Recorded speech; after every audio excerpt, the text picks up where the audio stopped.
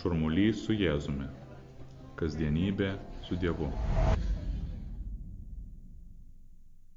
Šiomis dienomis girdime viešpaties žodį ir apmąstome apie palyginimus tam tikrus, kuriais viešpats suteikia mums galimybę suvokti, kad jis pranoksta visas mūsų svajones, visą tai, ką mes galime įsivaizduoti. Ir visada, kaip su palyginimais jis daro, jis truputį sukrečia mūsų supratimą ir naudoja pavyzdžius, kurios atrodo nelabai logiški. Pavyzdžiui, rytoj per Evangeliją mes išgirdėsime, kaip žmogus išėjo samdyti žmones, kad jie dirbtų jo dirvoje. Ir išeina ne kartą. Iš ryto auštant, ir dar ryto vidury, ir po to prieš pietus, ir po to po pietų, ir dar net 5 valandą vakare. Ir randa dar žmonių, kurie neturi kuo užsiimti, ir kviečia dirbti jo dirvoje. Visiems sako, kad jiems suteiks teisingą atlyginimą.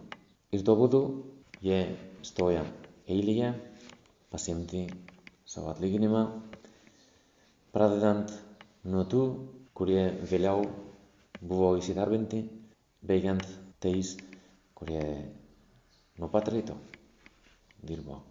Ir visą dieną ir kentėjo, dėl to, kad buvo labai karšta, dirbo stipriai.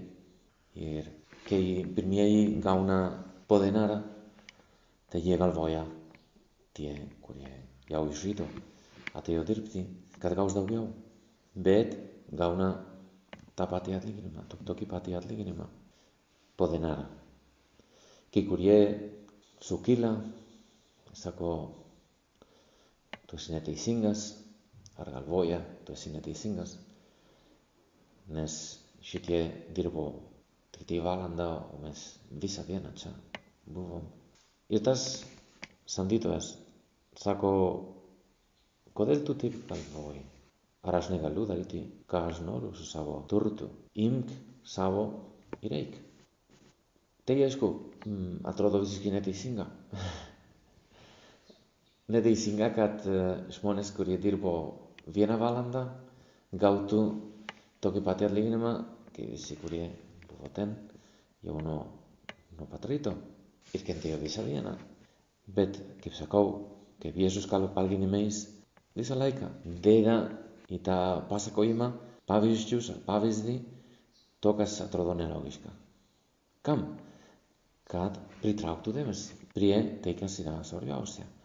Ir tai, kas yra svarbiausia visais palyginimais, yra pats Jėzus, kuris kalba apie save per palyginimus. O kur ir tada gali būti kaip žaidimas, nes Viešpats visada žaidžia su mumis. Žaidžia su mumis ir nori pritraukti prie savo žaidimo.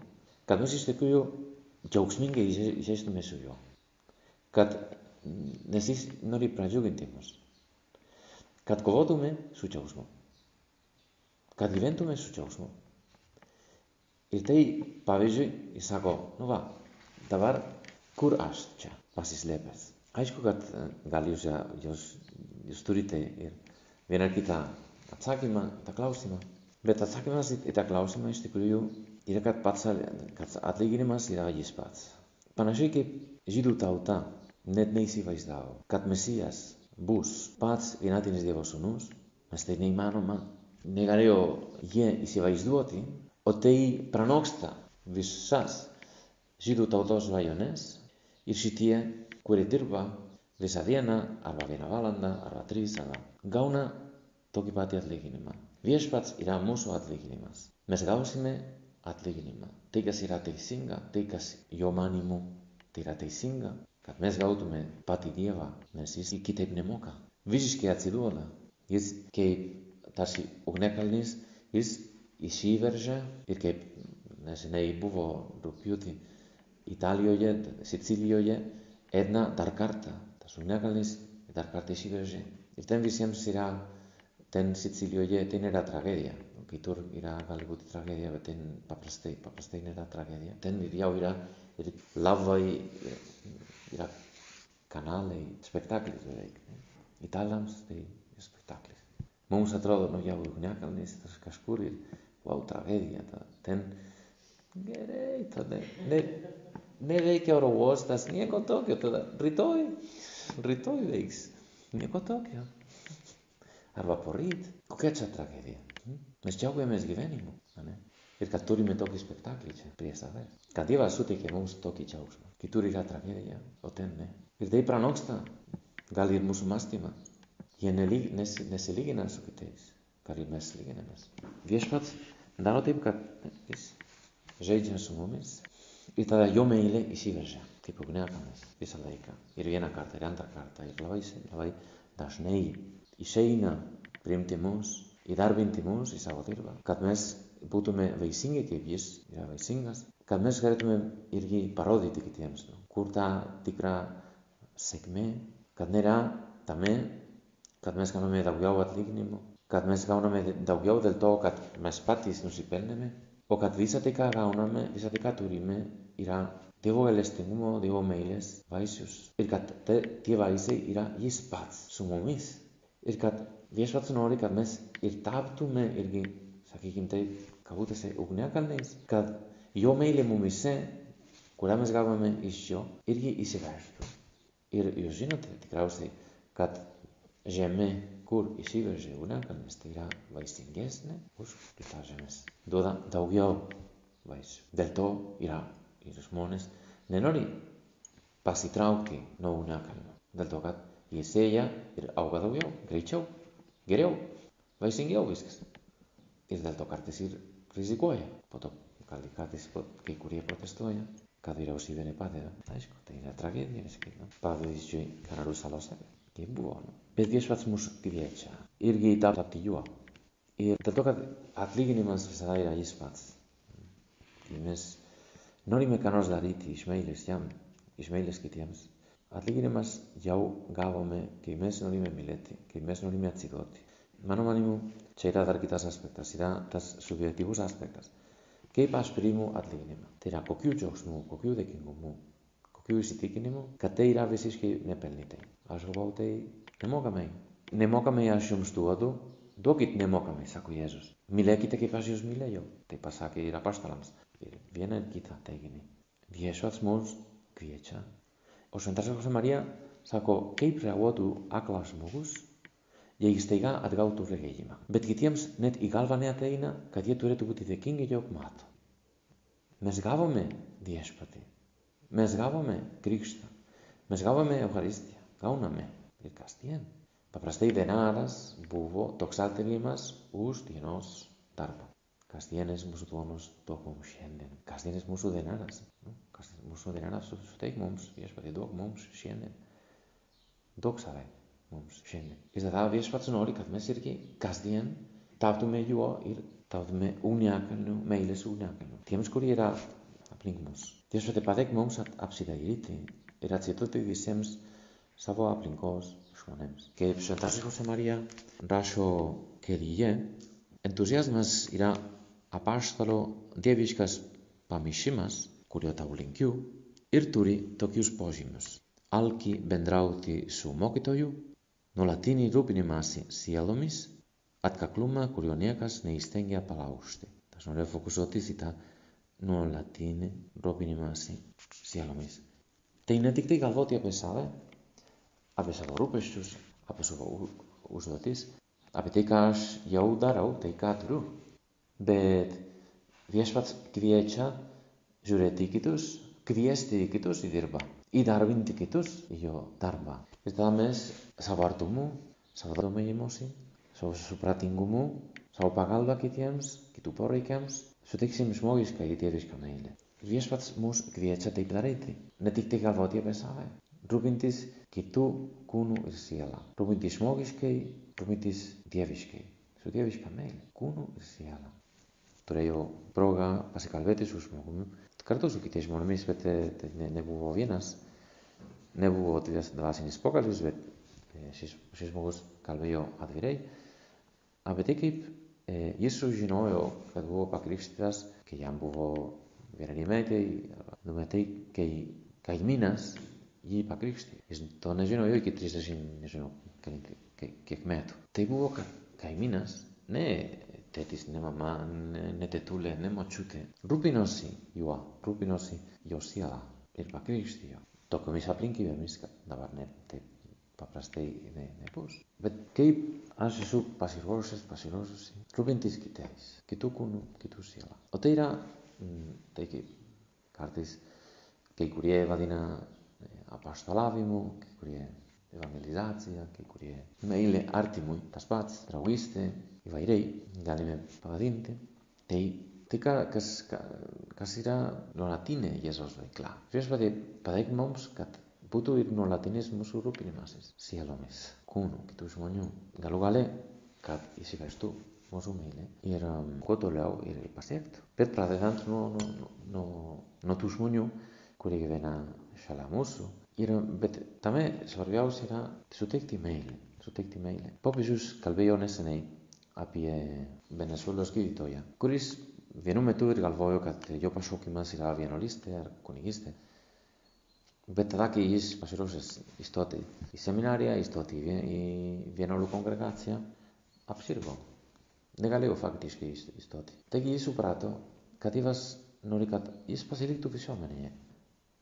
Kad nepasitrauktų kažkur, kad jis tokiu būdu ir rūpintųsi savo broliais žmonėmis. Ir popiežius, kuris jau nuo maždaug sausio mėnesio kalba per savo audiencijas ten Romoje apie aistringus Evangelijos skelbimo liudytojus, tai jis pradėjo nuo paties Jėzaus Kristaus, kuris yra pirmasis apaštalas, pirmasis pavyzdys, liudytojas, Dievo meilės. To ir kalbėjo apie apaštalus, tada šį kartą kalbėjo apie tą Venezuelos gydytoją, kuris gimė XIX amžiuje, prieš pusantro amžiaus. Ir jis sako, kad jis gavo būtent tikėjimą nuo motinos, nuo savo motinos. Ir jis sakė, būkime atidūs. Būtent motinos perduoda tikėjimą. Tikėjimas perduodamas tarmiškai. Tai yra motinų kalba, žodžiu, taip kaip vaikas gali suprasti. Ir mes norėsime, kad kiti suprastų Dievo meilę, jeigu mes prisitaikysime prie jų, prisitaikysime prie to, ką kiti gali suprasti. Ne visada apaštalavimas, ne visada ta meilė kitiems, ta evangelizacija reiškia kalbėti, ne visada. Visų pirma, yra kažkaip suvokti, kad jie nori rasti Dievą šalia jo. Rasti brolį, seserį, šalia jo. Žmogiškai kalbant, dėl to sakau, rūpintis kūnu, rūpintis irgi domėtis jų istoriją, jų gyvenimą. Taip, kaip daro Jėzus. Tik daug kartų Evangelijoje matoma, nuo kada tai vyksta, o kas atsitiko, ko tu nori. Ir mes irgi sužinosim, kas kitiems yra kaip poreikis, kuo rūpinasi, kas jiems rūpi. Tada mes galėsime ir suteikti jiems tokią maldos paraginimą nematomą, kaip sakau, ne visada apaštalavimas, meilė kitiems išreiškia žodžiais. Visų pirma, malda, melstis, kad Dievas įeitų į tą širdį, kur mes gal ir niekada nepasieksime. Bet šventoji dvasia gali, taip ir daro. Negalvokime, kad jeigu mes nieko nepasakysim, tada šventoji dvasia nepasieks. Tai yra labai nelogiška, nes šventoji dvasia yra meilė, Dievo meilė, kuri mus sukūrė ir pažįsta mus labiausiai.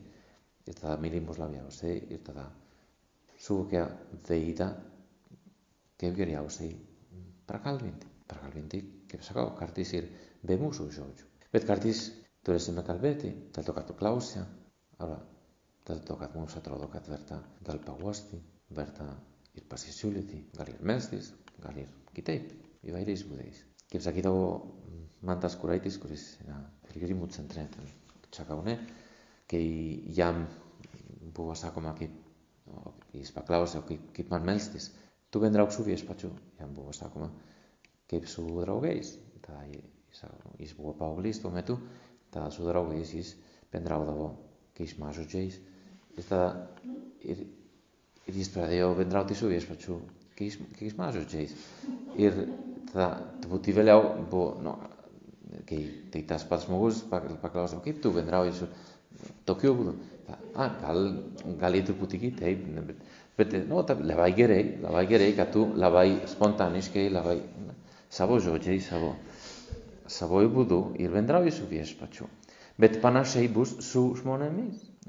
Šventas Jose Marija irgi kalbėdavo apie tai, kad kartais ir kad kiti žmonės suprastų, tada ir keismais žodžiais kalbėti. Tai kodėl? Dėl to, kad gal tas žmogus ir pats, kuris kalba, ir tas, kuris klausosi, ir taip naudoja tokią kalbėseną. Jo pradėsime, kažkaip kaip versell, kažkaip taip. Nesupras. Tada prisitaikyti prie žmogaus. Kaip Jėzus atėjo ir pasidarė žmogumi, tapo žmogumi, kad mes suprastume, ką jis nori iš mūsų, ką jis nori mums duoti. Ta su meilė, visada su meilė. Ir tada viešpats pats pakeis širdį. Ne mes. Viešpatie, pasigailėk mūsų, kad niekada negalvotume, kad dėl mūsų, dėl mano žodžių, dėl mano, darbų, kiti žmonės gali prisiartėti prie tavęs. Suteik mums tą savo meilę, kad ta meilė įvairiais būdais tinkamai būtų kažkaip išlieta į jų širdį, kaip šventoji dvasia nori, kaip tu viešpatie nori. Ir kaip aš noriu, nes noriu būti paklusnus tau. Tada visada tarnauti kitiems, tarnauti, mylėti, prisitaikyti prie jų būdą, kaip priimti Dievą, o ne kaip mes norim, kad jie suprastų. Viešpatie, mergelė Marija, tu esi apaštalų mokytoja. Padėk mums bendrauti su žmonėmis, mylėti žmonės tokiu būdu, kad jie priimtų Jėzų Kristų, kad jie mylėtų Jėzų Kristų, kad jie irgi norėtų tapti apaštalais.